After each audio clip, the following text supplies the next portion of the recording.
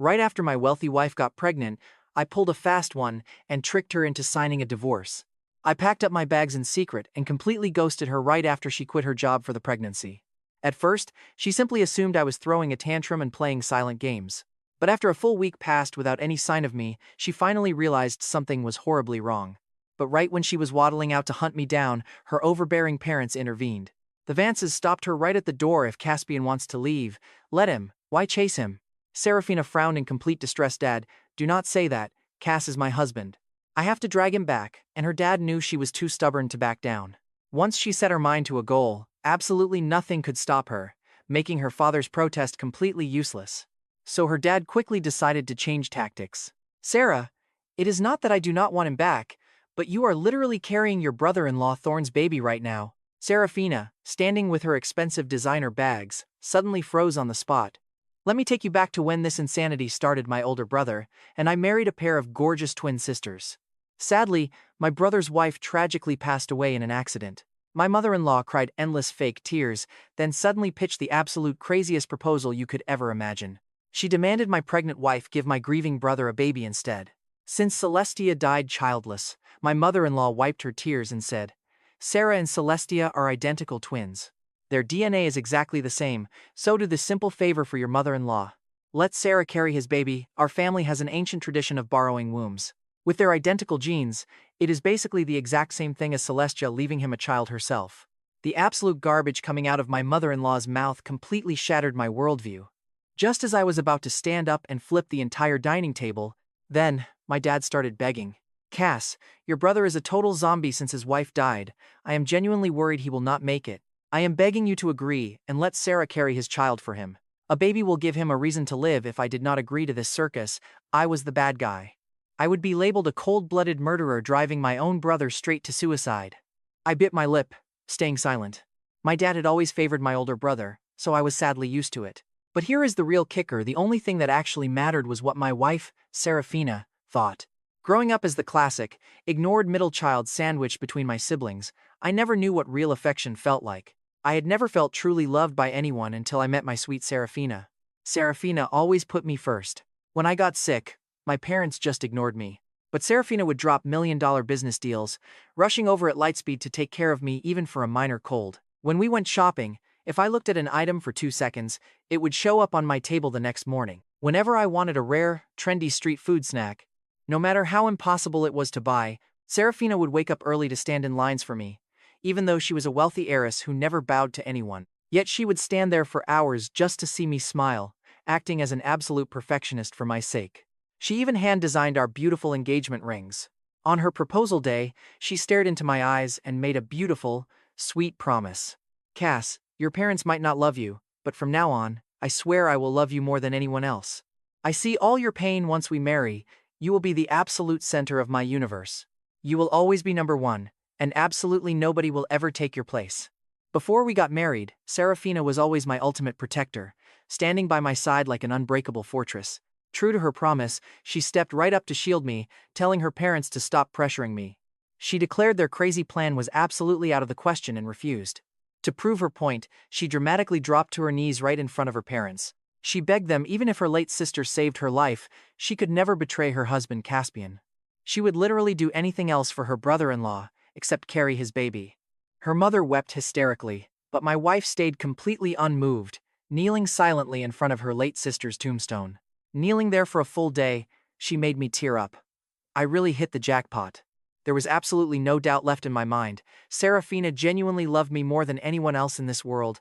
But get this, that very night, in the dead of silence, I distinctly heard some rhythmically wild panting from the floor directly above. I froze, innocently wondering if my older brother had secretly married some crazy gymnast overnight. That intense breathing echoed down the hallway, drilling straight into my ears. Curiosity got the best of me, so I slipped on a jacket and tiptoed upstairs. Up there, my brother's door was slightly open, and the bedroom looked like an absolute disaster zone. My tall, athletic older brother was pinning down a pale-skinned woman, moving with incredibly wild energy right there on the bed. Her silhouette was pretty blurry in the shadows, but she looked horribly, terrifyingly familiar to me. Dread coiled deeply in my stomach, and right on cue, the moonlight cut through the window curtains, shining like a spotlight on the woman's face. And this time, I saw everything. The pale woman making those heavy sounds underneath my brother was no stranger. It was Seraphina, my fiercely loyal wife who had defended me hours ago. Earlier that day, she put on an Oscar-worthy performance, refusing to have her brother-in-law's child. Her father's punishment? He ordered her to kneel in the ancestral hall all night, screaming at her to stay there until she learned.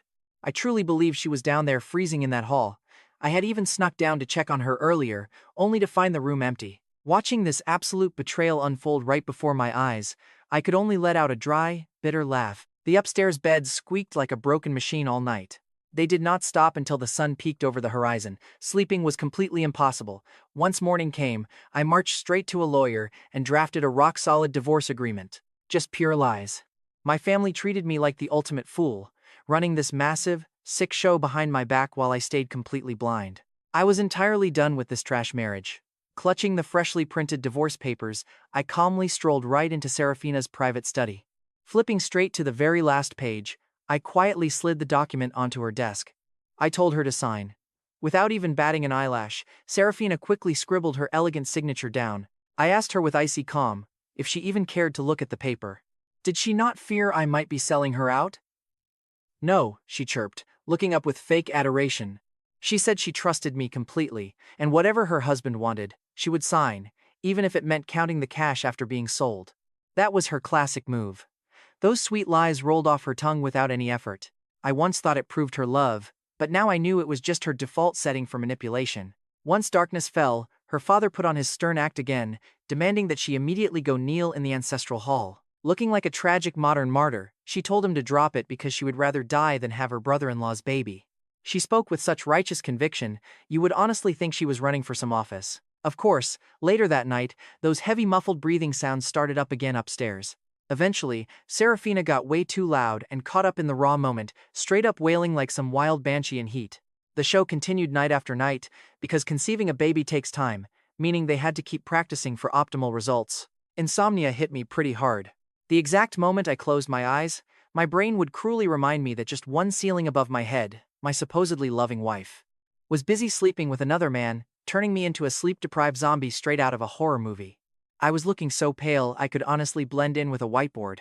Meanwhile, my brother Thorn looked like he was literally glowing, his face getting rosier by the second. Seriously, the guy was being thoroughly pampered and fed, while the entire house practically buzzed with holiday vibes. But me? I had officially turned invisible. Complete ghost, even with a house packed with people. Yet nobody noticed my deep dark circles, my dead expression, or my skeletal frame. Remember, back when my brother lost just a little weight, the entire family treated it like a tragedy. My mother-in-law basically turned into a gourmet chef, whip-stitching 5-star meals just to get him to take one bite. My own parents hovered around him 24/7, terrified his mood might drop even a tiny fraction of a percent. Even Seraphina exhausted herself planning special surprises just to make him smile. Now that I was literally turning into a skeleton, all I got was constant nagging. They scolded me. Who are you pulling that long face for? If Celestia had not sacrificed her life to save your wife, you would be sleeping alone. You have absolutely zero empathy, refusing to even help your own flesh and blood brother. Your conscience was eaten by dogs. Hearing that, I finally understood. It was not that they missed my suffering. They honestly just did not care. Not one single bit. I did not say another word. I quietly packed up my documents and applied for an overseas transfer through work. Since nobody in this absolute circus cared about me, I was officially done with them. Soon, thanks to my brother pulling some incredibly heavy night shifts, Seraphina finally hit the jackpot and got pregnant. The family went wild, acting like they should set off actual fireworks. I just sat there sipping my porridge before slowly looking up to stare directly at Seraphina. Is the kid in your belly actually mine? Hearing this, Seraphina froze, then instantly flipped into pure defensive rage. She gasped, "Hubby, what do you mean by that? Are you seriously doubting me?" Now watch her try to play this off. She actually paused her busy cheating schedule just to sleep with me. I was honestly so disgusted by her that I avoided touching her at all costs. But there was this one night I got completely blackout drunk. And even wasted, I knew for a fact I never touched her. Yet, when I woke up the next morning, Seraphina was sitting there acting all shy. She hugged me, praising how wild I was last night, saying she admitted she had not spent enough time with me lately. But she pleaded, "You cannot just doubt me. You know exactly why I could not come back to our room. I was not out finding young guys," she cried. "Dad made me kneel in the ancestral hall, all for your sake. I openly defied my parents for you, and this is how you repay me, with baseless accusations. Hubby, anyone can doubt me, but you have to believe me, because you are the only man I will ever love. Seraphina threw her arms around me, looking like a picture-perfect innocent victim. I stayed still as a statue, calmly sipping my warm porridge. Realizing her little guilt trip was not working, Seraphina let out this very delicate, highly dramatic sigh. Fine, she muttered. I was not supposed to tell you, but otherwise your paranoid brain will keep running wild. Dad found a new woman for Thorn, her sister's best friend, because the elders are desperate for a baby. Just keep this a secret and do not say a word. Now you can finally relax, right? Since someone else is giving Thorn a baby, they do not need me. Now we can just focus on our own little miracle. She begged me to promise to love this baby with my life. Honestly, I almost choked on my own laughter. This absolute circus of a family genuinely thought I had the IQ of a root vegetable. They were running a literal breeding program behind my back. You see this garbage? They literally wanted me to play the happy stepdad to my brother's kid. They actually expected me to raise this absolute abomination as my own. And now that she was successfully pregnant, my father-in-law miraculously stopped forcing her to kneel in the ancestral hall at night.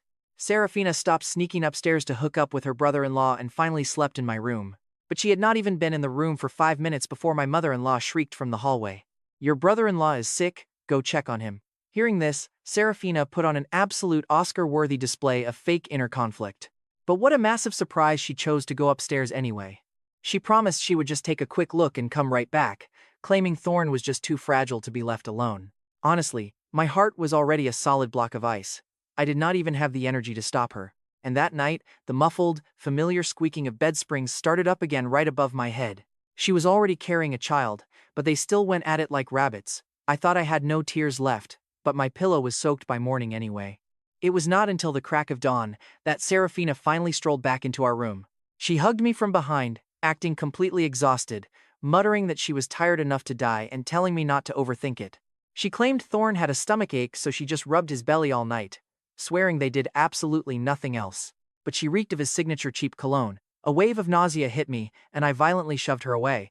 Why do you not just move in with him permanently? I snapped icily. He lost his wife. He clearly needs a woman, but I do not need one. Seraphina froze, then her temper flared like a match in a gas station. What is that supposed to mean? She demanded. She yelled that her sister died to save her, so taking care of her sick brother-in-law was the least she could do. She glared at me, eyes filled with fake disappointment, asking if I seriously believed there was something going on between them.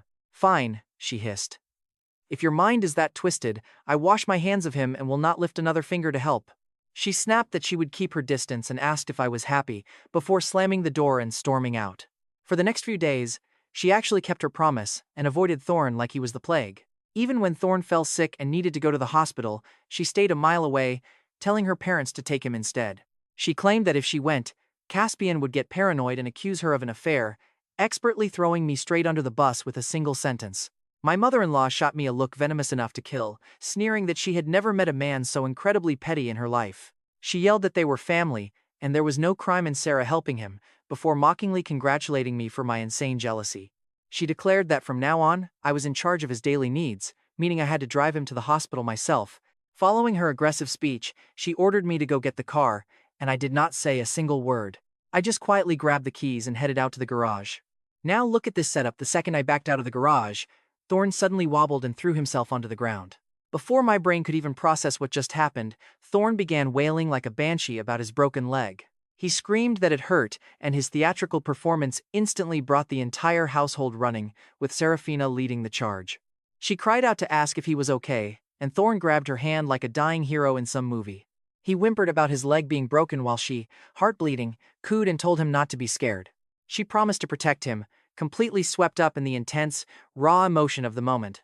She completely dropped the brother-in-law title and intimately called him by his first name, making my eyes burn with tears. But before I could even feel sorry for myself, my mother-in-law pointed a bony finger at my car and shrieked like crazy. She screamed that Caspian was driving and hit Thorn, prompting the family to swarm my car like hornets and drag me out. They screamed, asking how I could be so evil to my own biological brother.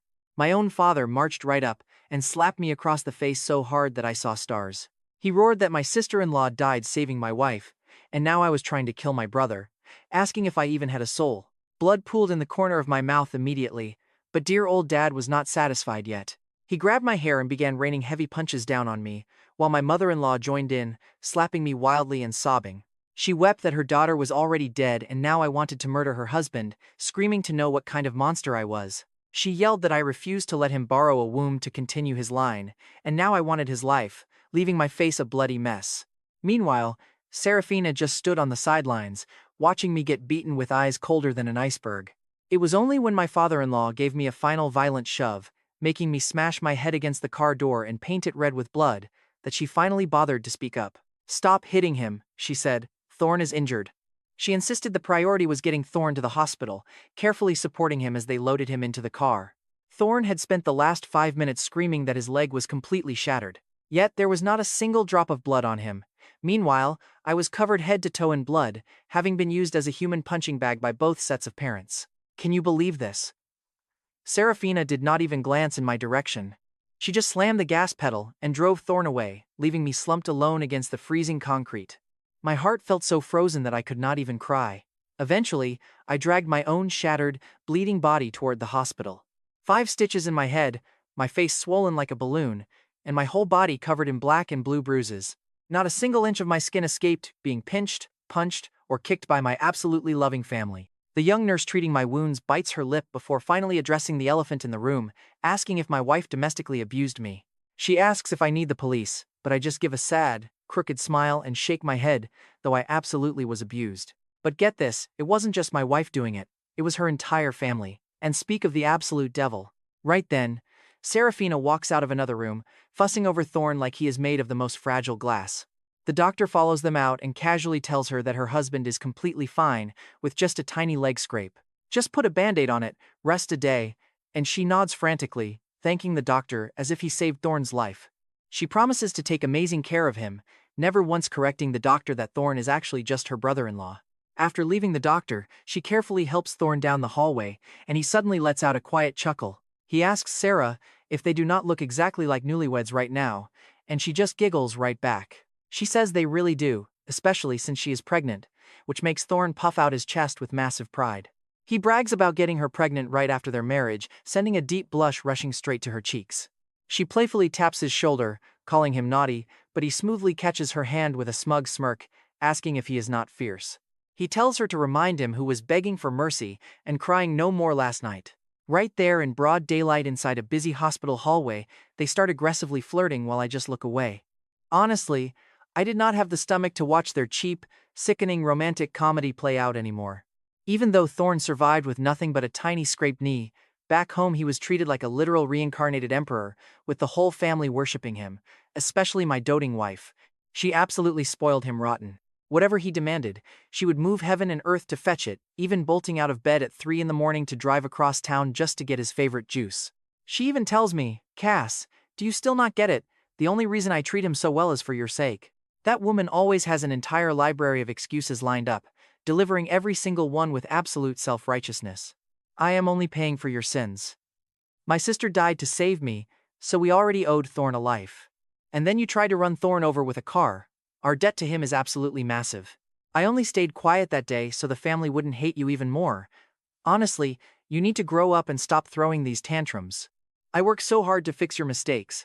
Just get some self-awareness and stop targeting Thorn. Hearing this absolute load of garbage, I couldn't help but laugh out loud. I simply nodded and agreed. Her face lit up with joyful surprise. She threw her arms around me, sighing with immense relief. "Thank God," she whispered, "you finally figured it out. Thorn and I really don't have anything going on. He lost his wife, and I'm just stepping in as a caretaker for my dead sister. If we were actually having an affair, forget about you. My sister's ghost wouldn't even let me off the hook." Seraphina didn't understand something crucial. Real heartbreak isn't loud. It is not about screaming. It is just a calm, silent acceptance right before you walk out the door forever. Screaming and fighting means they still care. They still want to fix things. But the exact second I stopped screaming, our marriage flatlined. I said absolutely nothing as the entire family kept treating Thorn like absolute royalty. Quietly, I started preparing my documents to relocate overseas. I was leaving for good. I just wanted peace for my final days. But watch this, the trouble was literally coming right to my door.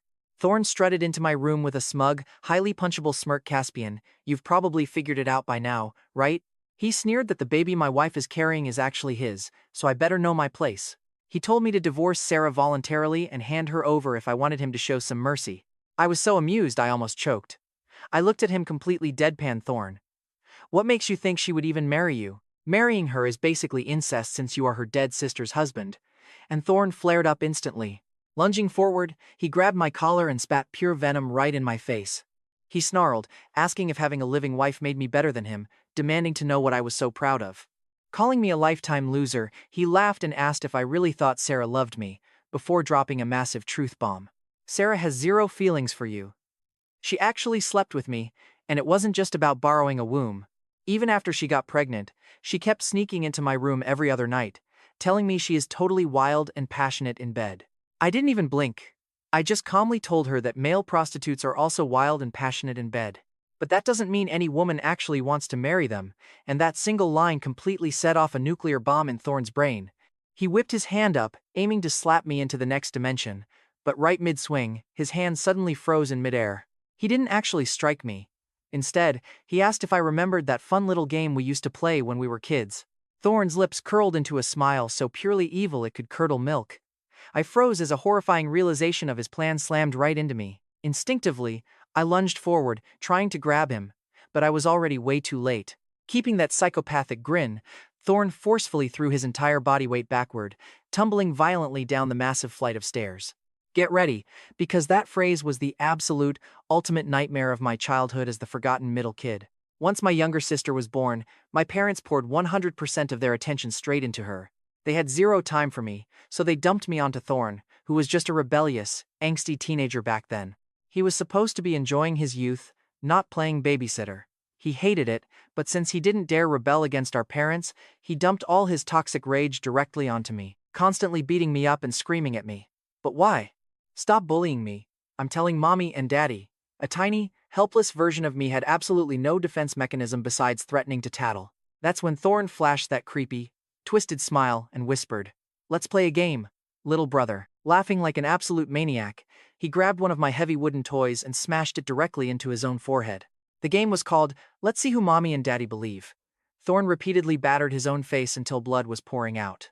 Yet, he just kept laughing, telling me we should go complain to mommy and daddy together to see whose side they take.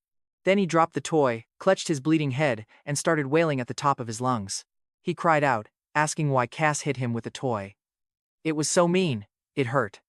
I was just a little kid, completely paralyzed by fear. Staring right at his psychotic smile and the blood dripping down his face, I was so terrified I couldn't even form words. The outcome was totally predictable. My parents took one look, bought Thorn's Oscar-worthy act, locked my traumatized self in a room, and beat the living daylights out of me. Having tasted sweet victory, Thorn doubled down. He made a habit of secretly torturing me, then bashing his own face in and crying to our parents that I was the monster. That was Thorn's absolute favorite childhood pastime, but now that we were adults, he hadn't pulled this insane stunt in years. And honestly, who could have guessed he'd dust off this vintage, psycho playbook today? A blood-curdling scream echoed through the entire mansion. Thorn rolled all the way down the stairs, landing in a dramatic pool of his own blood. Seraphina was the first one to arrive on the scene. Seeing Thorn lying there in a puddle of blood, her expression morphed into something truly terrifying. She shot me a look so venomous it felt like she wanted to slice me into 1,000 pieces, but she didn't waste time talking. She frantically screamed for the maids, and together they hauled the unconscious Thorn away, rushing him to the hospital at lightning speed. After all, saving his life was the only priority. Shortly after, Seraphina rushed Thorn right into the emergency room. I arrived at the hospital too, but I definitely didn't take a friendly Uber. They physically dragged me there like a war criminal, escorted by both pairs of parents who took turns beating me during the ride. "Seraphina, did you say on the phone that Thorn lost too much blood and needs a transfusion?" Mr. Vance asked, pale with worry.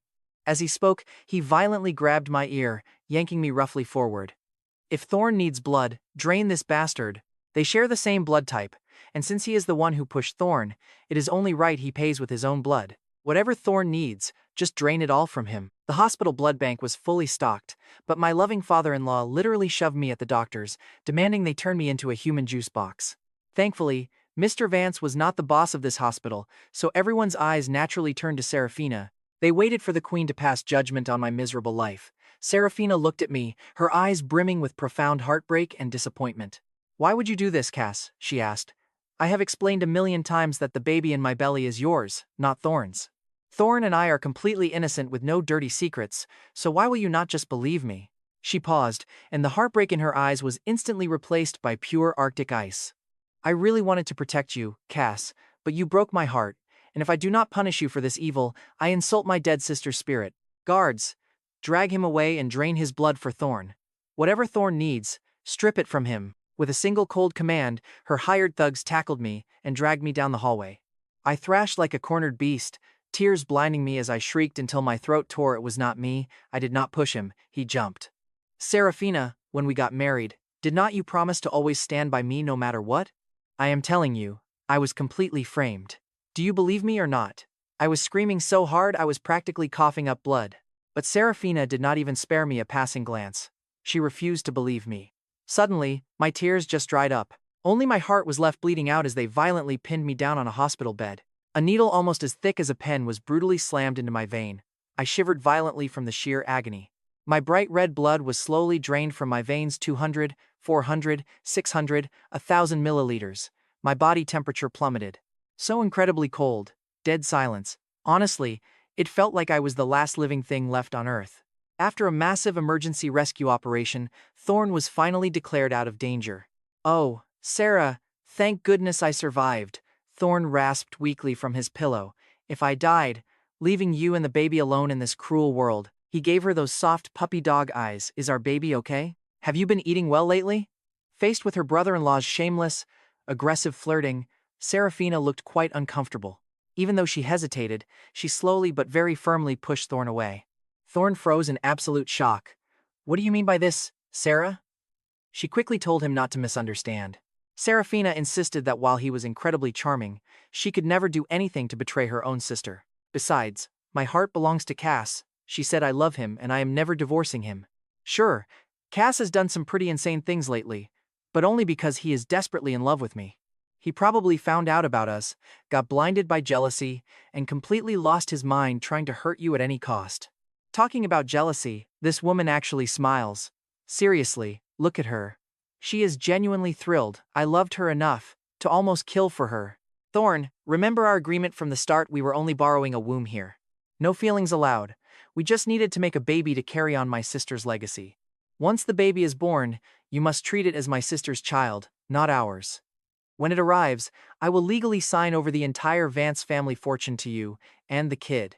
Then Cass and I can move out to live on our own, so he never hurts you out of jealousy again. I had just woken up, and as I limped past his luxury hospital room, I heard her entire speech. I actually laughed out loud at that. Seriously, how incredibly noble. How completely selfless of her. Giving her whole multi-million-dollar empire to the guy she is sleeping with, while keeping her cheap, loyal love for me. My heart was officially a graveyard now. I turned around and walked away without looking back a single time. Seraphina, keep your trashy, discounted love. I am completely done. Once I got home, I immediately began packing up my things. For years, I had treated every single little thing she ever bought me like some sacred, holy relic. That very first bouquet of roses she bought me, I dried every petal to make bookmarks. I even pasted our first movie ticket stubs into a hand-decorated scrapbook. Not to mention the massive pile of expensive custom-made gifts that practically filled up a whole room. That entire room was a museum of the love we once shared. I used to protect these items with my very life, getting upset if anyone even breathed on them. Now, I did not even want to look at this trash. I hauled every single piece of it into the backyard, drenched it in lighter fluid, and struck a match. A giant bonfire of dead memories. Out there was also the peach tree we planted together on our wedding day. Peach blossoms represent love, and she once smiled warmly, wishing our love would grow as deep and strong as its roots. I stared at that tree for exactly 2 seconds. Then I grabbed an axe, chopped the damn thing down without a second thought, and threw it into the roaring fire.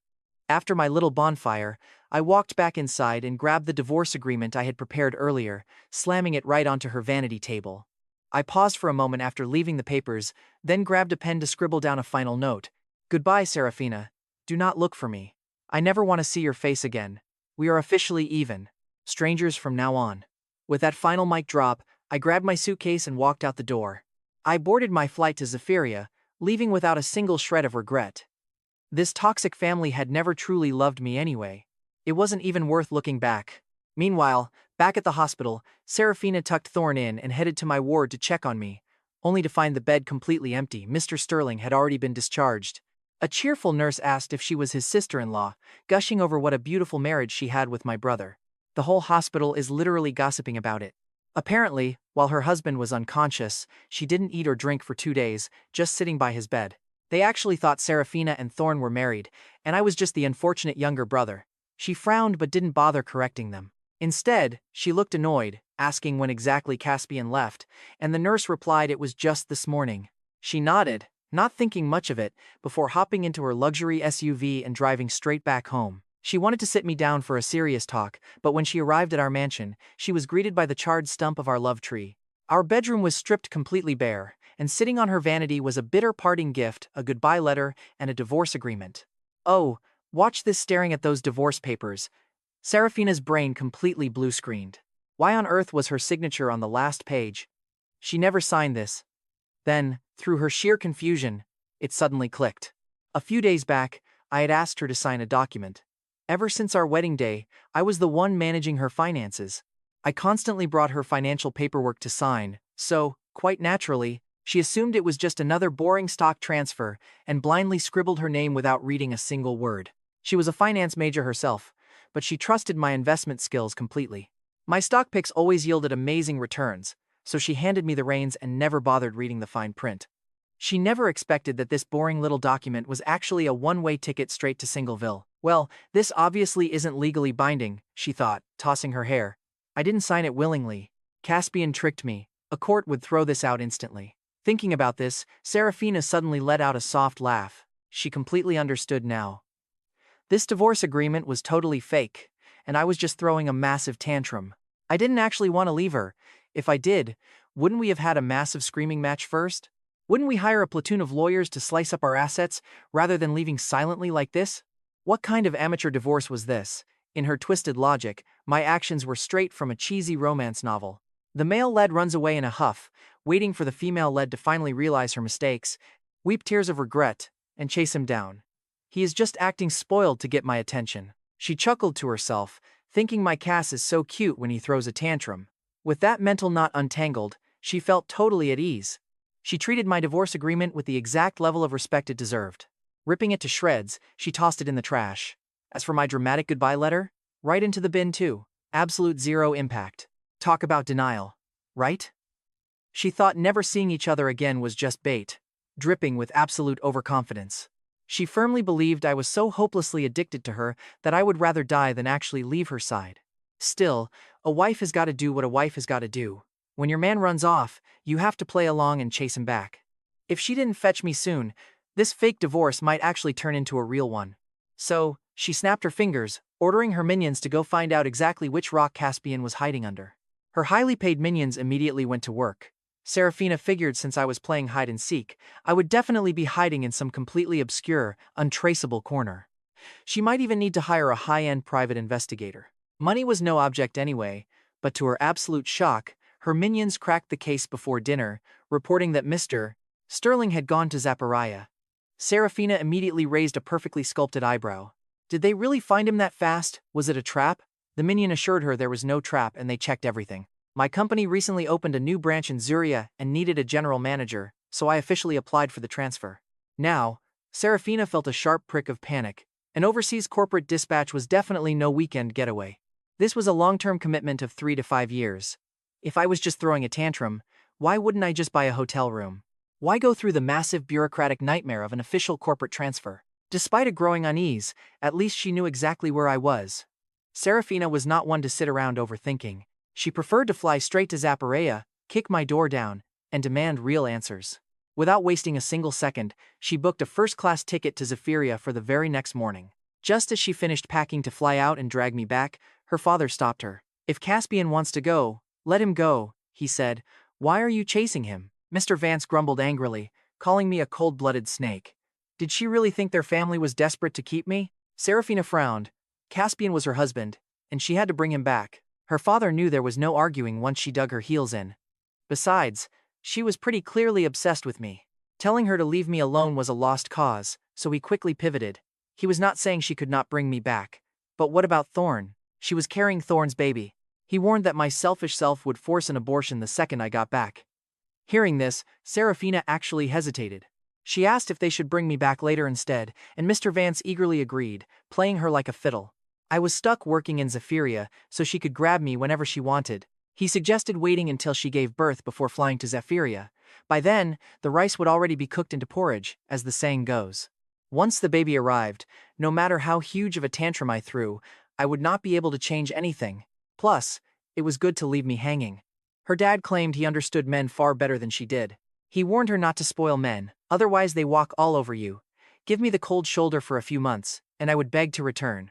Hearing her father's twisted advice, Seraphina was totally convinced. Her dad made total sense. This entire surrogate pregnancy scheme was kept highly secret, as they desperately tried to keep me in the dark. Yet, I still found out. I caused a massive scene, tried to end Thorn twice, ran away, and even threatened her with fake divorce papers. If she dragged me back now, I might go completely wild, dragging her to a clinic for a DNA test and forcing her onto an operating table. You can see where this is going. Leave me to rot in Zephyria while she focuses on her baby. Once the baby was born and the situation was totally set, she would fly over to collect me, armed with a perfect lie. She would claim the baby actually belonged to Thorn and her sister's best friend. Then, she would fake cry, claiming my sudden escape broke her heart and caused a highly stressful, tragic miscarriage. She could play the tragic victim, leverage my guilt, and guarantee I would never dare rebel again. It was an incredibly wicked master plan. Talk about two birds with one stone. With her strategy locked in, she ordered her men to keep me under 24/7 surveillance. Meanwhile, she stayed home, nurturing her baby bump, while resuming some hardcore, wild bedroom Olympics with Thorn. Perhaps she realized that once she finally dragged me back home, her free pass to Thorn's bed would expire because she went absolutely wild, demanding his constant attention anytime, anywhere. They did not stop there. When Thorn went to fry some eggs in the morning, Seraphina would slither up behind him, slide her hands down his pants, and demand some action right against the counter, ignoring his half-hearted protest to stop. He would pretend to be a decent guy, warning her that the hot soup was going to spill everywhere. But she told him to cook the food while she cooked him, initiating an all-out, aggressive kitchen battle. Their breakfast ended up burnt to a complete crisp, but Seraphina walked away looking pretty deeply satisfied. Believe me, it did not stop there. Seraphina made it her mission to mark every single inch of the mansion. From the desk in the study, to the expensive Italian leather sofa in the living room, and even the toilet seat in the master bathroom. Mr. and Mrs. Vance, being those highly supportive parents, took the hint and quickly moved out for a while. With the massive villa to themselves, Seraphina's remaining shame completely vanished. She even dragged Thorn out to the backyard for some wild, outdoor activities under the stars. They went so feral that their original excuse of making a baby was completely thrown out the window, leaving them drowning in pure, unadulterated lust. Thorn panted heavily while hovering over her, begging Sarah not to go to Zephyria to get me back. Could they not just stay like this forever? Seraphina wrapped her arms around his neck with a soft moan, reminding him he was her brother-in-law, so they could not do that. But she promised to satisfy him fully before the baby arrived, taking him straight to heaven and back again. Hearing this, a flash of genuine disappointment crossed Thorn's eyes, but there was absolutely nothing he could say. He just gritted his teeth and worked harder, desperately hoping his performance could somehow lock her down for good. So for 10 straight months, those two basically acted like rabbits on major steroids. They did not stop until Seraphina literally pushed the baby out. Heck, even while in labor, she claimed intense workouts speed things up just to drag Thorn in for one last wild round. Once the baby arrived, Seraphina spent a few months getting her figure and strength back. The second she felt glamorous again, she booked a first-class ticket to Zephyria for the very next morning. But the night before her flight, she snuck into Thorn's room for an all-night marathon as a grand finale. By morning, she practically had to be peeled off Thorn to catch her flight, and after 20-plus hours in the air, she finally landed in Zephyria. Her loyal minions had been stalking me for nearly a year, so finding me took zero effort. To win her husband back, she obviously could not show up empty-handed. She bought a huge, gaudy bouquet of roses to give me the ultimate surprise, but the moment she marched up to my table, she froze solid. Sitting right across from me was another woman, and you already know Seraphina's blood immediately boiled. She slammed the roses down, grabbed me by my collar, and shrieked like an absolute psychopath. "Caspian Sterling, who on earth is this? We have only been separated for a few months. And you have already found a new toy. Do I even exist to you anymore?" Honestly, I was totally flabbergasted since I was just having a casual business lunch with a client. Then suddenly, my crazy ex-wife just materializes right out of thin air, grabbing my shirt while screaming if she even exists to me anymore. I just burst out laughing because it was honestly too funny. Wife? What wife? I asked, staring at her like she was some alien. Seraphina, we are divorced, and the current me has absolutely zero relation to you. That one sentence hit her like an absolute truck, turning her face pitch black. Cass, stop messing around. Seraphina hissed, trying to hold back her volcano-level rage. You tricked me into signing that divorce agreement. It is completely invalid. But whether it is valid or not is not up to you, I replied with chilling indifference. It is up to the government. Did you seriously not get the official divorce certificate they mailed out? Because I already got my copy all the way out here in Zapiria. Saying that, I calmly pulled a crisp green divorce booklet from my briefcase and slapped it on the table. When I left the country in a rush, the paperwork had not fully cleared yet. I had not received the physical booklet back then, but once I settled in Zapiria, I hired an absolute shark of a lawyer to bulldoze the rest of the process. My lawyer was incredibly efficient, and the very second those certificates were printed, he overnighted them, one to me in Zapiria and one to Seraphina.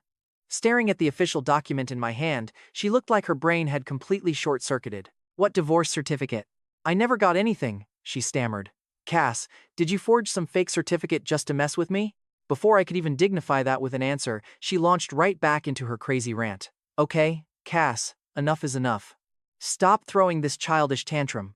I know you are angry, and I know you wanted to scare me with a fake divorce. But marriage is not some child's game. You cannot just quit whenever you feel like it. Look, I know I was wrong. I admit I neglected you recently, but you have to believe me, Thorn and I are totally innocent. I was just taking care of him for my dead sister. She died saving me. I owe her my entire life, and I can never truly repay her. Since she is gone, the only way I can ease my guilt is by treating her husband exceptionally well. Blah, blah, blah. It was the exact same script on loop. Innocent, just repaying a debt. I had heard these lines so many times, my ears were literally bleeding. Seraphina, do I look like I have stupid written across my forehead? I asked, my voice dropping to a glacial temperature. Cut the Oscar performance. That disgusting, filthy little circus you and Thorn have been running behind closed doors? I know every single dirty detail. Now, did she confess? Absolutely not. She just panicked for a second, then instantly doubled down, clinging to her lie like a life raft. What filthy circus? You are just paranoid and imagining things. None of it is true, Cass. Why do you always have to view everyone through such a twisted, dirty lens? I swear to the heavens above, Thorn and I are completely pure. We have zero inappropriate relationship. And if I am lying, may I die childless and be torn to pieces. Now that is a seriously hardcore oath to swear. Unfortunately for her, all it got was a cold, mocking smirk from me. Well, Seraphina, if that is the case, you better start preparing for a childless future. I reached into my pocket, pulled out a high-tech voice recorder, and hit play. The exact second I pressed play, Thorn's aggressively passionate voice echoed from the speaker, saying, "Oh, Sarah, you are amazing. I love this so much." Hearing her brother-in-law's voice echo through the restaurant, Seraphina's face turned completely white.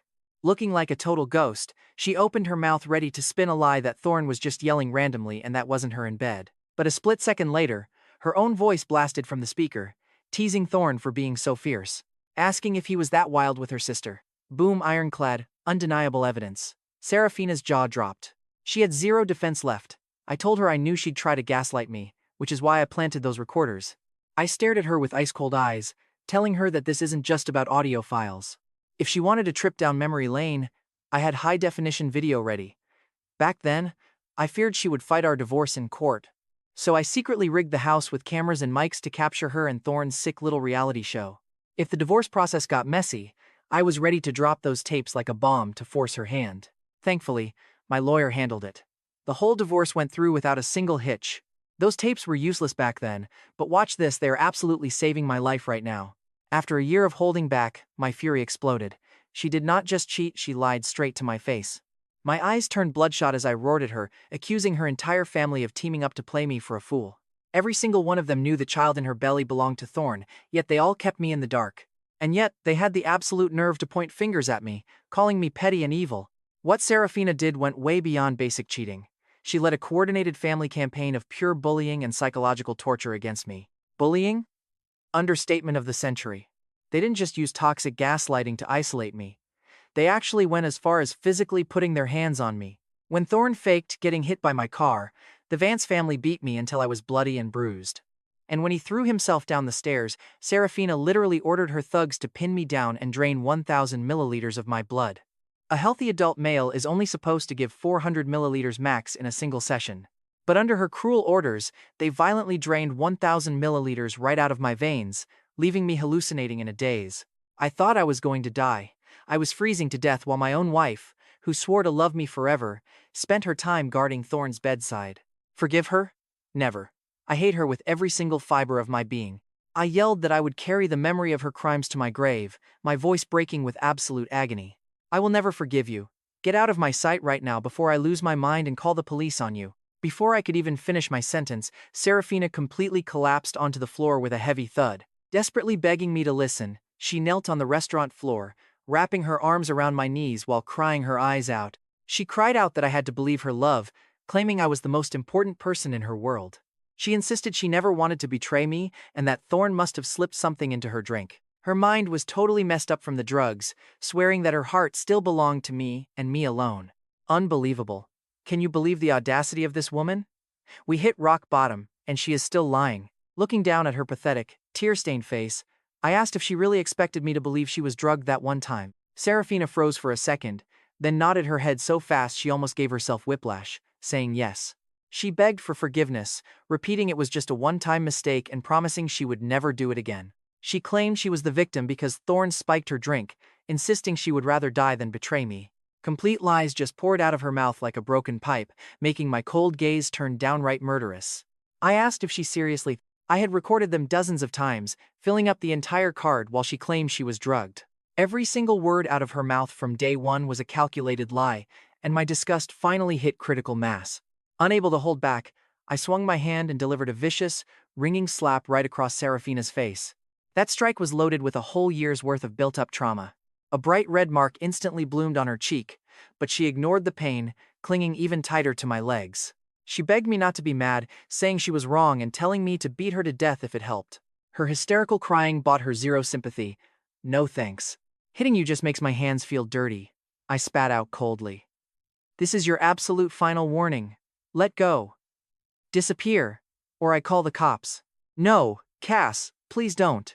Seraphina wailed, tears mixing with snot on her face. Beat me.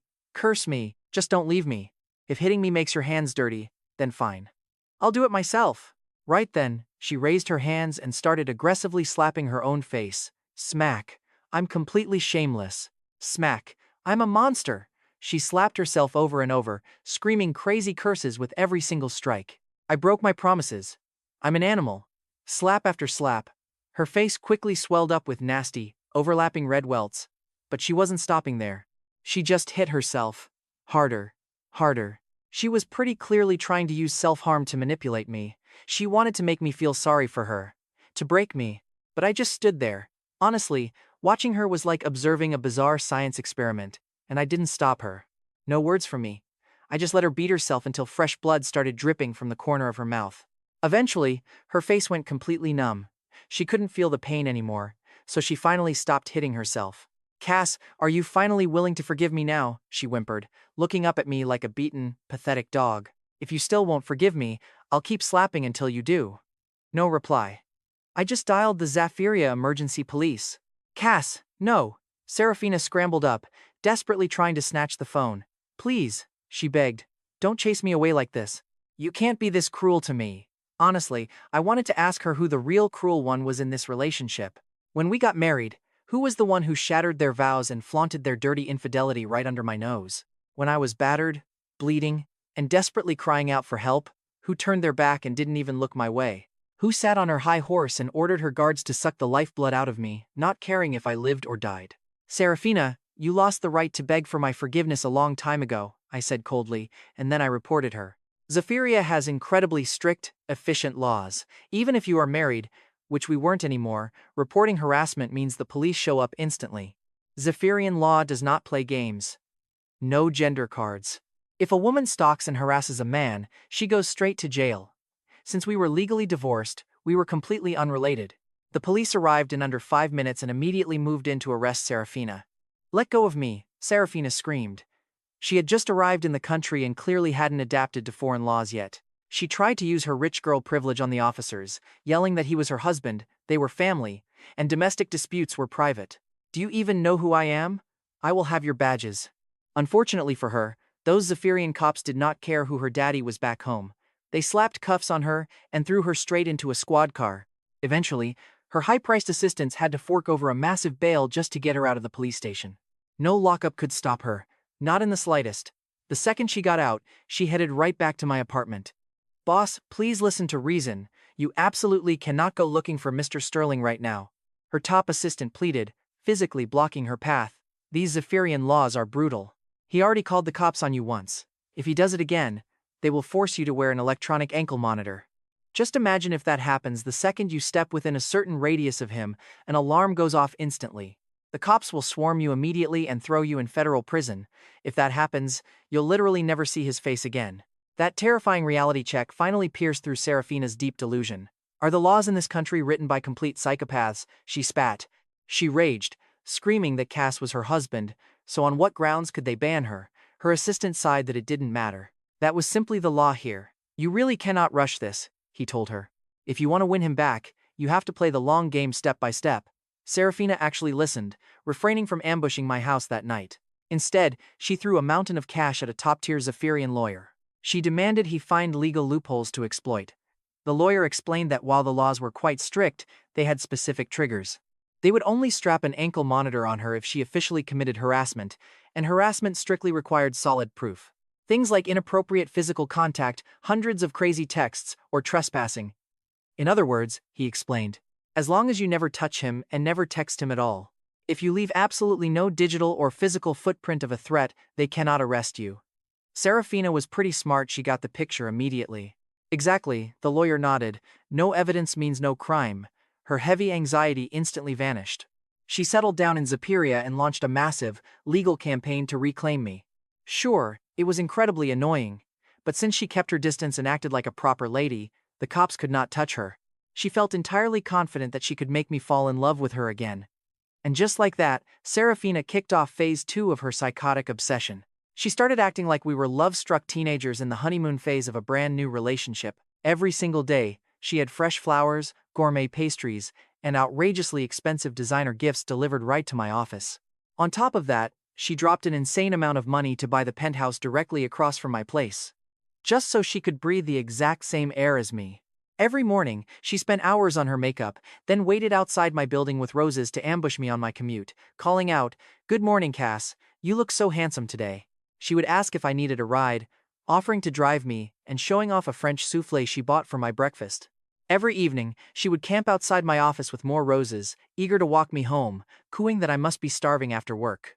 She would beg to buy me a Michelin star dinner, then happily offer to walk me home when I refused. Since we lived in the same complex, it was on her way, and she would beg me to just take her flowers. But no matter how hard she tried to win me over, I treated her like radioactive trash, throwing her roses into the dumpster while staring right at her. I fed those gourmet breakfasts to stray dogs in the alley, right next to those ridiculously expensive designer gifts. I packed them up. Then, I dumped the massive cardboard box right on her doormat. But even with my brutal rejections, Seraphina completely ignored the hint, claiming it was fine if I pushed her away.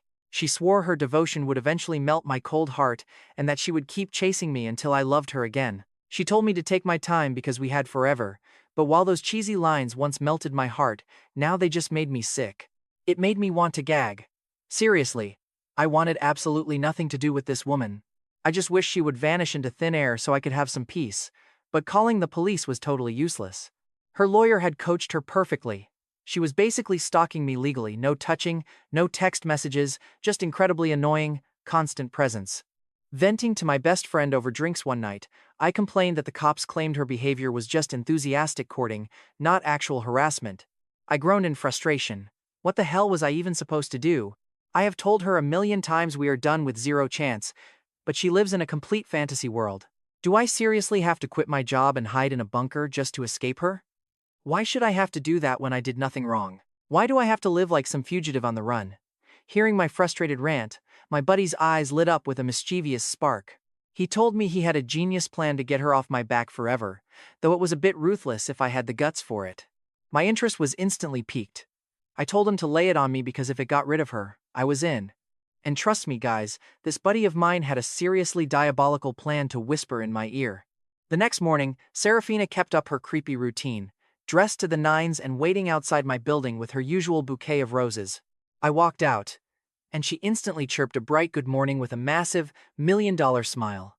She complimented my suit, saying it brought out my eyes, before eagerly holding out another breakfast she had brought.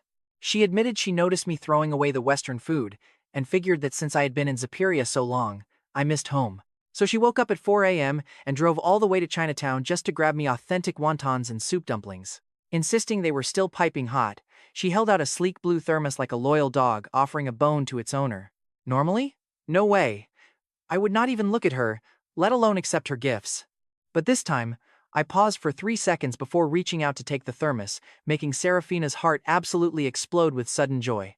You can practically hear her celebrating, convinced that my icy walls were finally starting to melt.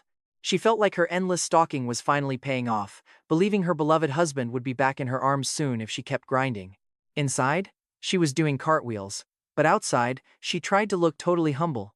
She told me not to worry, claiming she knew I was just hungry and that this did not mean forgiveness. She promised not to overthink it, admitting that the terrible things she did could not be erased by breakfast. She said she was willing to spend her entire life making things up to me, without even expecting forgiveness. She begged me not to chase her away, saying just seeing me was enough, which was an incredibly pathetic speech. Any other guy probably would have felt a bit of pity, but I knew better than to trust her fake remorse. It was just Seraphina using her silver tongue to twist the truth. I had bought a front-row ticket to her circus of lies once before. I was not falling for the sequel. Taking a deep breath, I turned my face to stone and told her I could forgive her under one condition. Anything. Seraphina gasped, eyes wide. Forget just one condition. She would agree to 100. I let out a slow, chilling chuckle. One is enough. Right on cue, a sleek, crazy, expensive sports car pulled up. The door swung open, and an insanely gorgeous Asian woman stepped out, looking like she walked right off a magazine cover. Let me introduce you, I said, reaching out to grab the supermodel by her hand. This is Ara, my godsister here in Zapiria. When I first landed in this country, I got into a terrible car crash. I was entirely alone in a foreign land, slowly bleeding out on the pavement. If Ara had not driven by and rushed me to the hospital, I would be dead. She saved me. I smiled at Ara before facing Seraphina. Now Ara's grandmother is terminally ill, and her final wish is to hold a great-grandchild. Because of that, Ara desperately needs a man to give her a child. Since she saved my life, I owe her a massive debt. Staring straight into Seraphina's eyes, I told her if she lets me give Ara a child, I will agree to remarry her. And get this, my buddy's plan was pure genius. Make her swallow her own medicine. My buddy told me the night before that the reason Seraphina keeps harassing me is because her mind is completely broken. She actually thinks she did nothing wrong. In her warped head, her sister died for her, so she owed her brother-in-law a kid.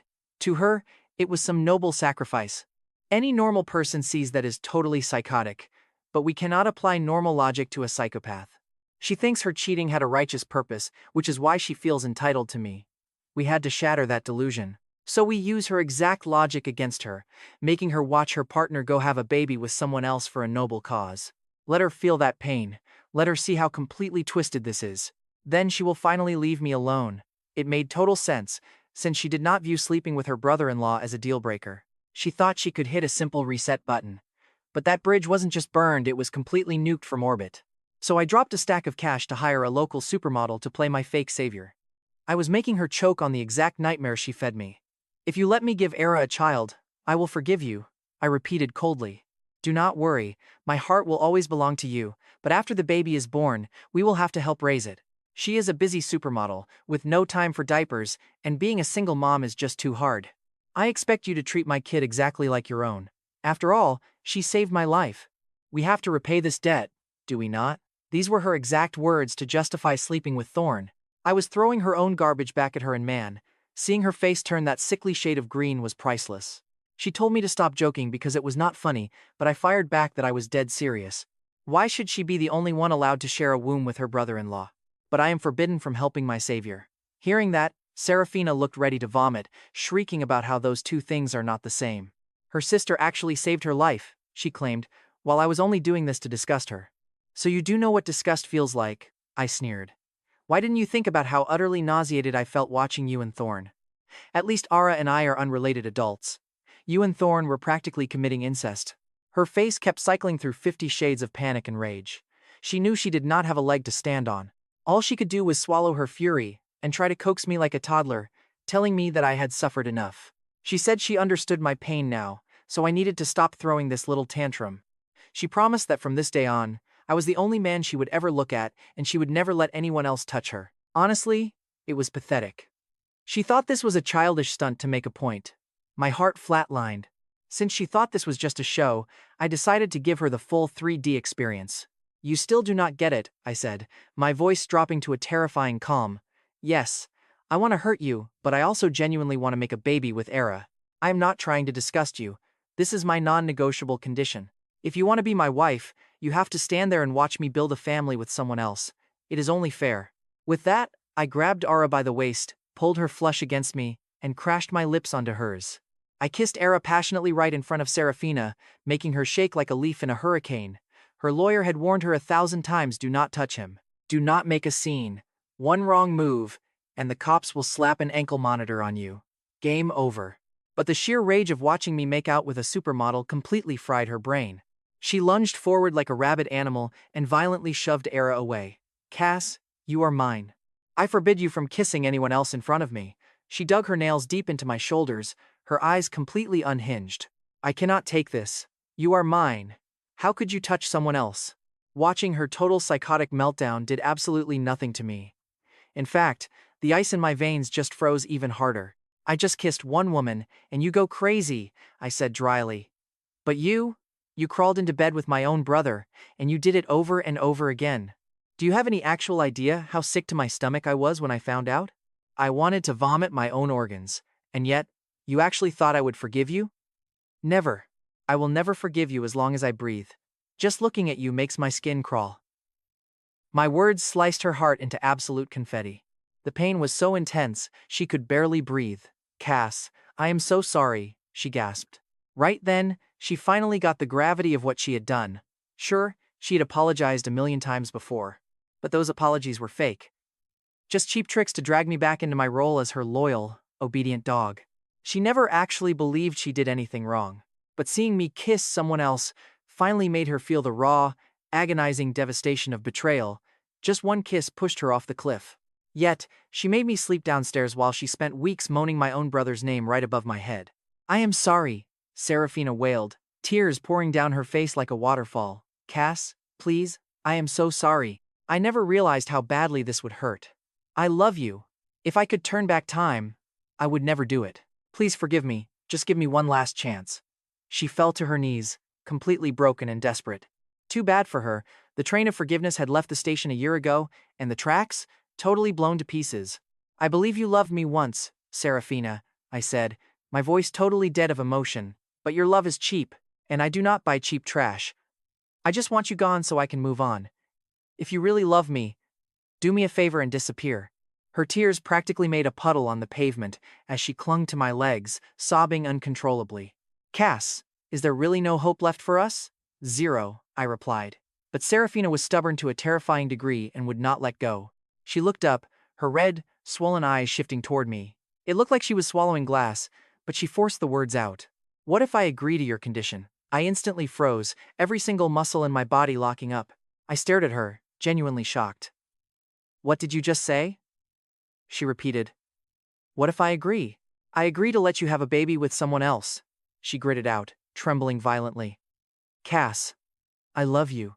You are the only man I have ever loved, and I cannot survive without you. If this is my only sliver of hope, I will take it. I was completely floored. I had seriously underestimated the depth of her psychotic obsession. Can you guys even believe this? She actually agreed to the most humiliating demand imaginable. I only made that up to disgust her into leaving. I did not want a baby, and I only paid Ara for a quick kissing cameo. Surrogacy was definitely not in Ara's contract. But Seraphina did not back down. She called my bluff.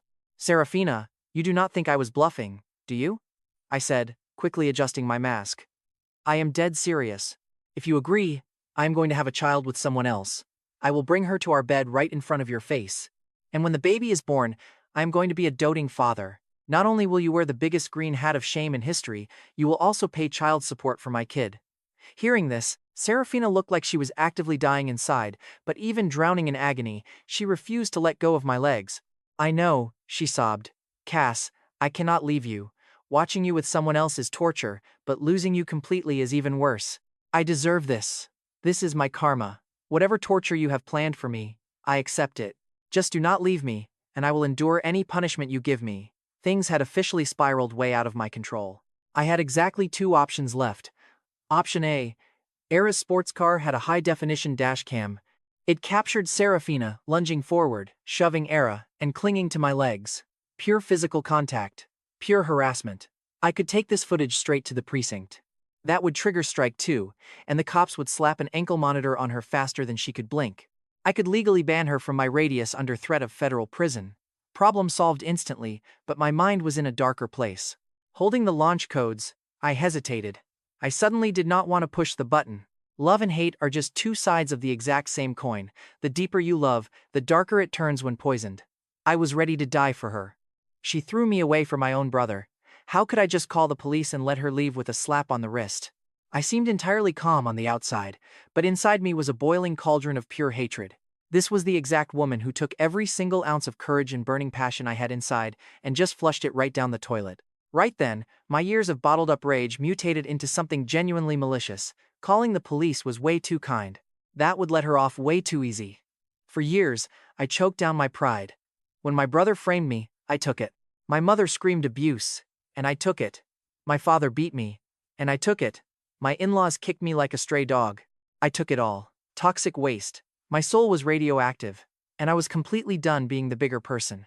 A burning desire to watch the world end started right with Seraphina. You brought this entirely on yourself, Seraphina. My lips curved into a dark, dangerous smirk. So, let us begin. Come over tonight and watch me seal our little deal. Oh, and I am searching you at the door. Absolutely no phones or cameras allowed. Seraphina's face twitched. She finally bowed her head. This was her absolute last lifeline to keep me. She took it. Watch this, here's where the revenge tour officially kicks off. I turned to Ara, speaking fluent Superian. Are you genuinely comfortable sleeping with me, Miss Era? If not, we end this now, and I still pay.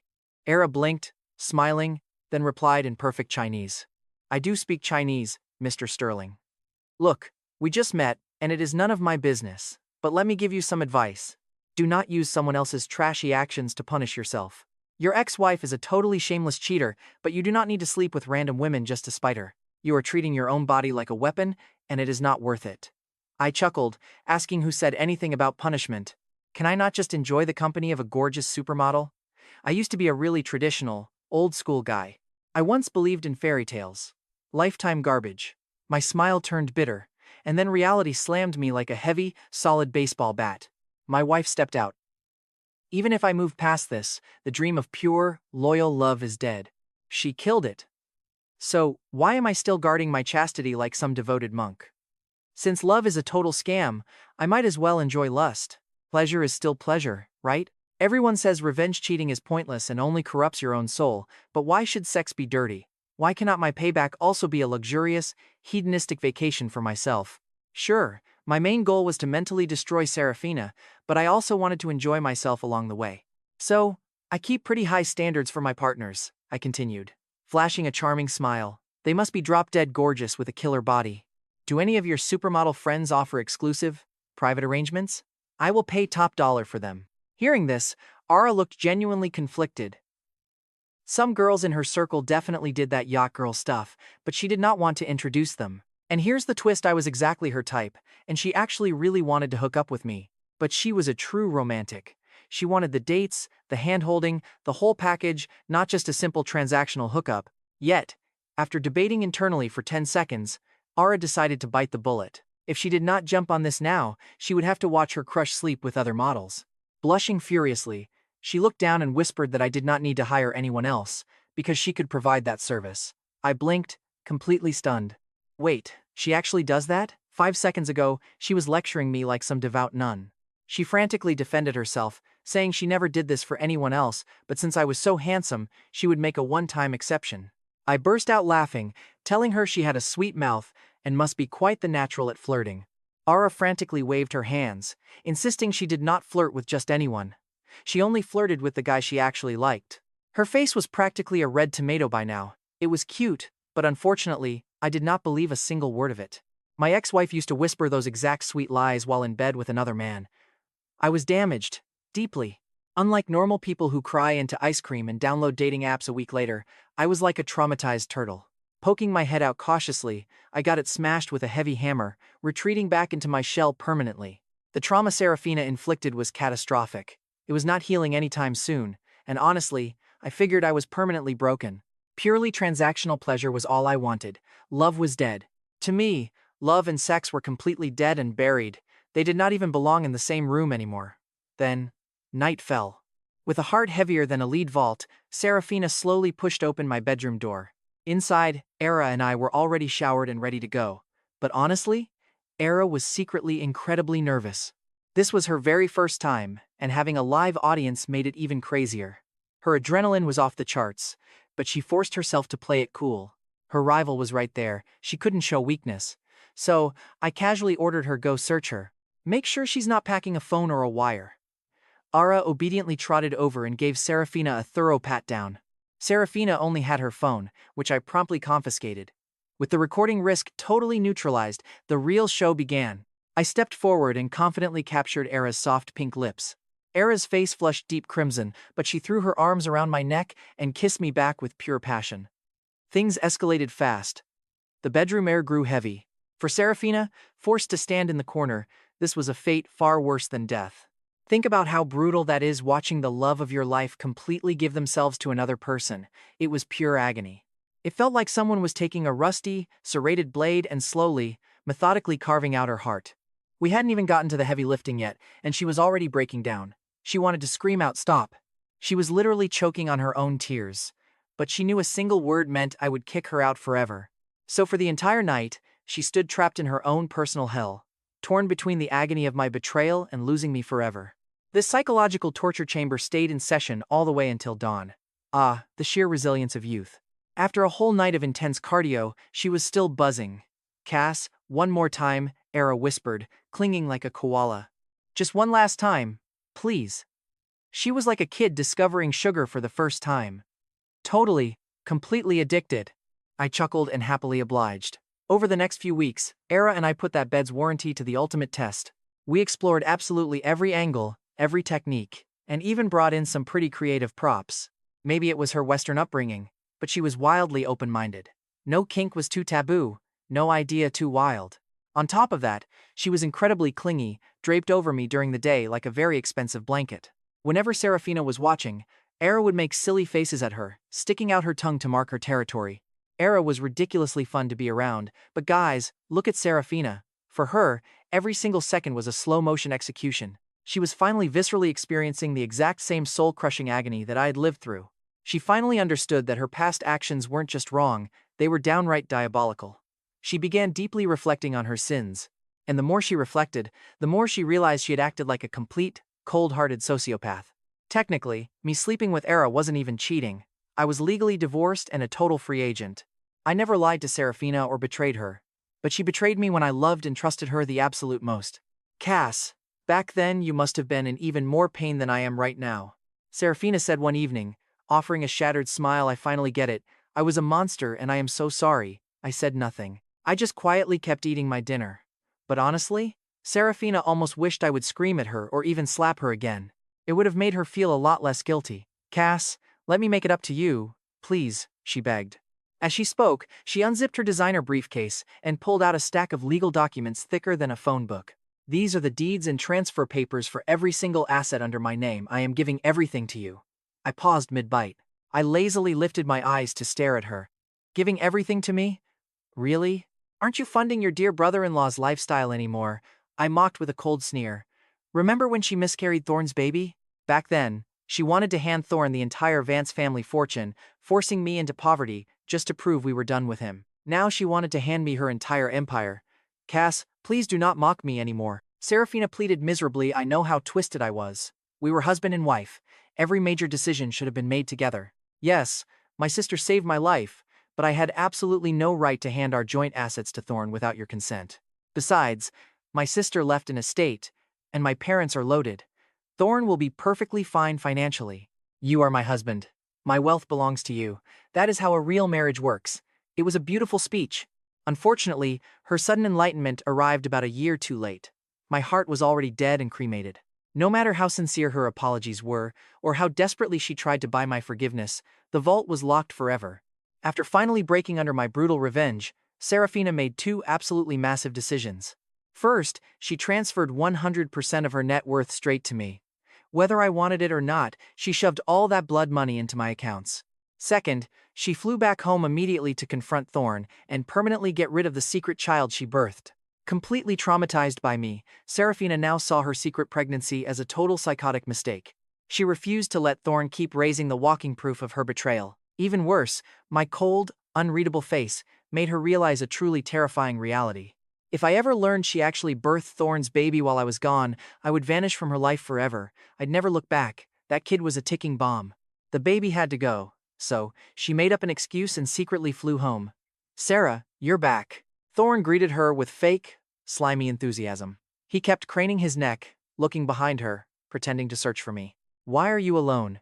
Did Cass not return with you? Deep down, he felt absolutely thrilled. He thought she dumped my boring self to crawl back to him. But get ready for this, her next words shattered everything. Thorn, I am so sorry, she said, her voice dark and heavy. Caspian refused to come back with me. He still hasn't forgiven me, but I am not giving up. I am working every single day to win him back, and he finally gave me a tiny sliver of hope. Oh, really? That is great news, Thorn lied, his face twitching. But why are you apologizing to me? Seraphina stared at him with eyes as cold as death. She barely secured this last chance with Cass. I absolutely cannot lose him, so we cannot keep this child. I must send him away. By now, their forbidden baby was almost a year old, and Thorn played dad. Hearing her plan to throw his kid in the trash, he completely panicked. He grabbed the toddler to run, but Seraphina's heavy, muscle-bound bodyguards instantly blocked every single exit. Sarah, have you completely lost your mind? Thorn screamed frantically. This is your own flesh and blood. He's almost a year old, learning to crawl. You cannot just throw our baby away like garbage. He is our baby. Seraphina's expression remained utterly cold as she advanced on him. I'm sorry, Thorn, but if I let you keep this kid, Cass and I will never have a future. For my marriage you just have to suffer. She didn't even blink as she snapped her fingers. Grab him, and take the baby. No! Thorn was truly terrified now. He clutched the baby and tried to scramble out a window, screaming like a madman. Help me, she has gone totally psycho, he screamed. But guess what? Seraphina was way ahead of him. Expecting drama, she already tricked her parents onto a luxury cruise. The mansion was completely isolated. Help, someone help me, she is stealing my baby. Thorn shrieked into the void, but it was useless. The heavy goons easily overpowered him, pinned him to the cold floor, and ripped the crying baby from his arms. Sarah, please, Thorn bawled hysterically. He is your son, your actual son. You cannot be this evil. His tears met the icy wall of her sudden moral shift. You are only my brother-in-law, she snapped. You have no right to raise my child. Only Caspian has the right to raise my children.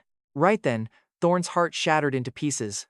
Seraphina, you are an absolute monster, he spat. Pushed to the absolute edge of despair, Thorn suddenly started laughing like a lunatic. Haha, you idiot. Do you really think this makes Caspian forgive you? Keep dreaming. I am his brother, and I know him best. He will never forgive you.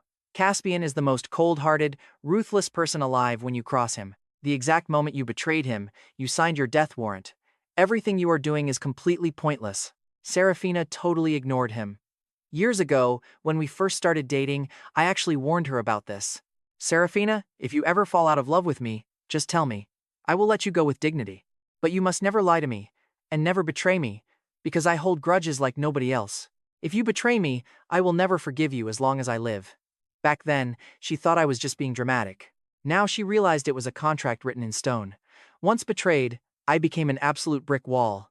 But Seraphina reasoned that she paid her dues by standing there like a martyr, watching me date a supermodel for 3 solid months. No woman on earth could ever survive that level of public humiliation. She had taken her ultimate punishment, so she felt the ledger was balanced. I had to forgive her now. If I did not forgive her, then what was the point of all that trauma she endured? Under her brutal orders, the thugs dragged the infant away, to God knows where. Thorn was kept pinned to the floor, staring helplessly as his child vanished and the heavy door slammed shut. Thorn cursed bitterly, promising that karma would find her, just before his eyes rolled back. He promised she would burn in hell, and with that final curse, he passed out cold. Hilariously, his curse was spot on.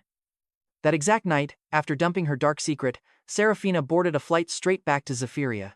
She even brought the custom engagement ring she designed for me years ago. Her master plan was to propose to me again. Thorn's kid was gone, the slate wiped clean, and our perfect reset was ready. She claimed 3 months of torture was enough and begged me to let my anger go. Seraphina produced a stunning diamond ring and knelt right there on my living room floor, claiming she finally understood her mistakes.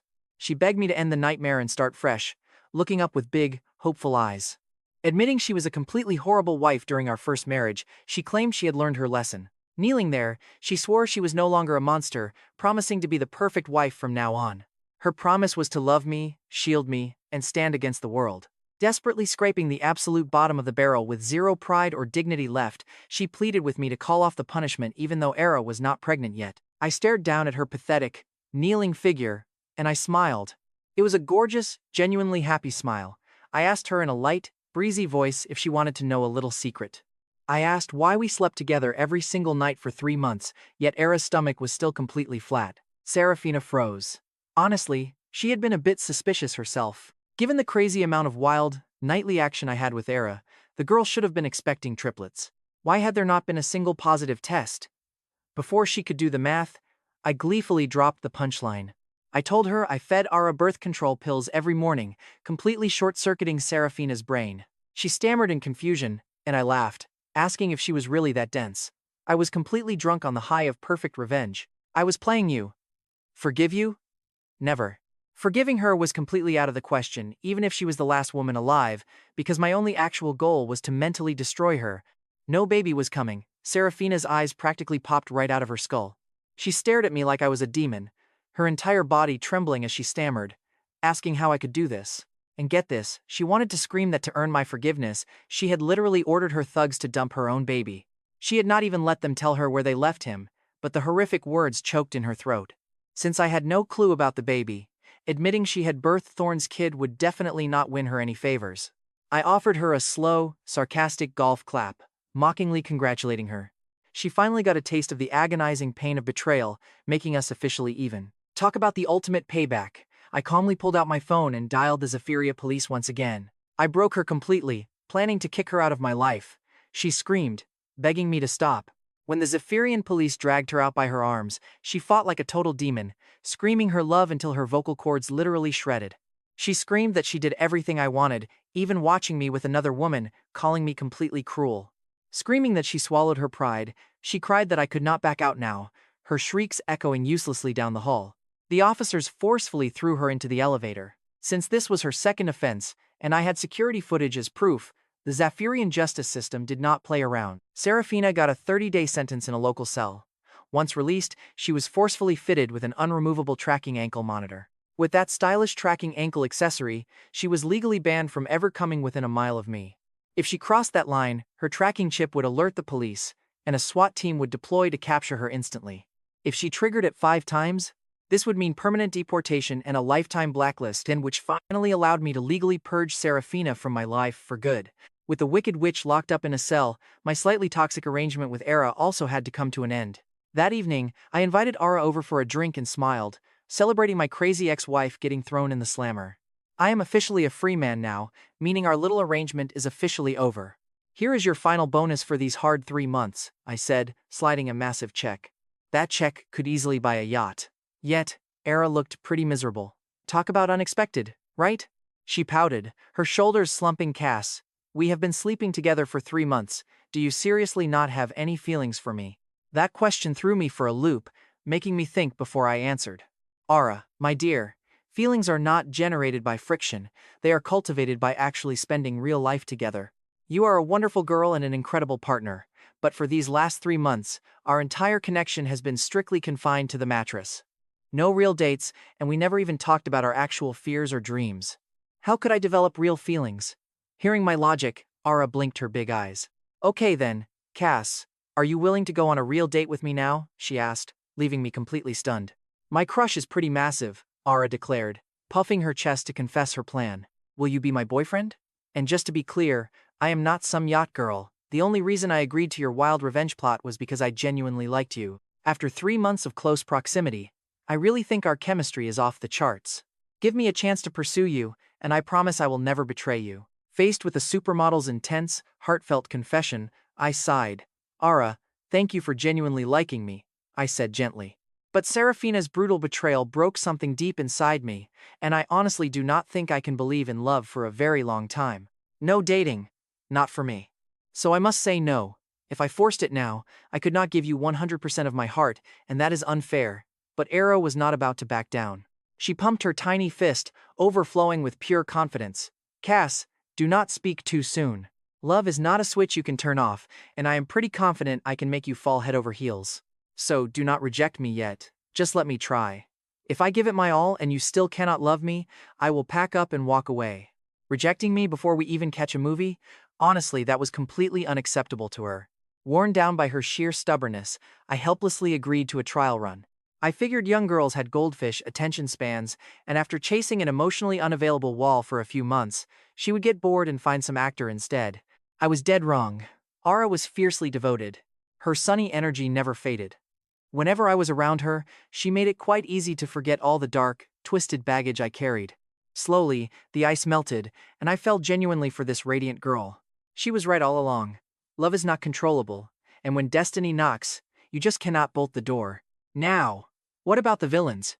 After getting released from her 30-day jail stint, Seraphina tried testing her ankle monitor, only to get promptly arrested, permanently deported, and banned for life. Getting kicked back home in absolute disgrace. Combined with the psychological trauma I inflicted, her mind was completely shattered, leaving her genuinely insane. The Vance family lost both daughters, one to the grave and one to the asylum, leaving the grieving parents crying themselves practically blind. Thorne abandoned the Vance family to search endlessly for his lost, snatched baby. He searched for years but found nothing. He eventually remarried, but the constant stress aged him terribly and drained his entire bank account. His new wife was a total nightmare who made his life a living hell. Karma is real. And pretty beautiful. 5 years after our trial run, we finally tied the knot in a drama-free ceremony. I finally had a real home where I was unconditionally loved. After surviving a Category 5 hurricane of toxic garbage, I had finally reached the shores of absolute, pure happiness.